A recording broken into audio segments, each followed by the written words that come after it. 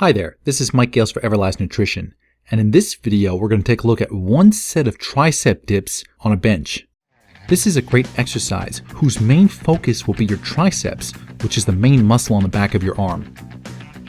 There are a few ways of doing this, but let's start out the simple way using only one bench. Have a seat on the bench and place your hands on the bench directly next to your butt. Now be prepared to hold yourself up as you walk out a step forward. Keep your elbows by your side and bend your knees until they're about a 90-degree angle. Next, you'll want to control your descent until your arms are bent at about a 90-degree angle. Once you hit that 90 degrees, then use your triceps to push back up and return yourself to the start position. This is a great exercise that can really help you tone those triceps. Yet after a while, you may find that it's not intense enough for you. So to increase the intensity, we're going to progress to using two benches. Before you start, place the second bench just about the length of your leg from the first bench. Have a seat on the first bench and be prepared to hold yourself up as you place your legs one at a time on the second bench. The difference between this and the first exercise is that now your triceps are bearing a much higher percentage of your body weight, thus increasing the intensity. Keep a slight bend in your knees and keep those elbows in as you lower yourself until your arms are about 90 degrees and then use those triceps to push yourself back up. Use caution as you remove your legs one at a time from the second bench. Now for some of you out there, that still may not be intense enough, and you may want to increase your intensity by adding a little weight.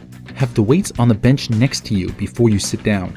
Place the weights one at a time on your lap, and be sure that both you and the weight are stable before you place one leg at a time on the second bench.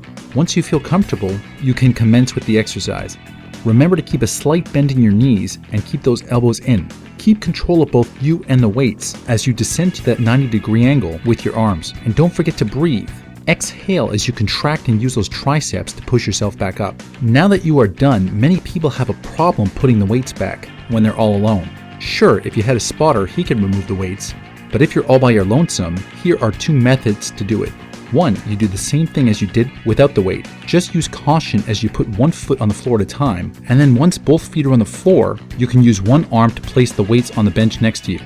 Method 2, if you have 4 or 5 plates on you, then method 1 is not feasible. And if you're at that level of fitness, then you should be able to use your body as a plank by leaning back on the bench. Once in that plank position, keep your core stable as you remove one plate at a time and place them next to you on the bench. Once you have completely removed the load, then you can safely return to your feet. This has been Mike Gales for Everlast Nutrition, and if you like these videos, then please click below to like or subscribe. And as always, thanks for tuning in.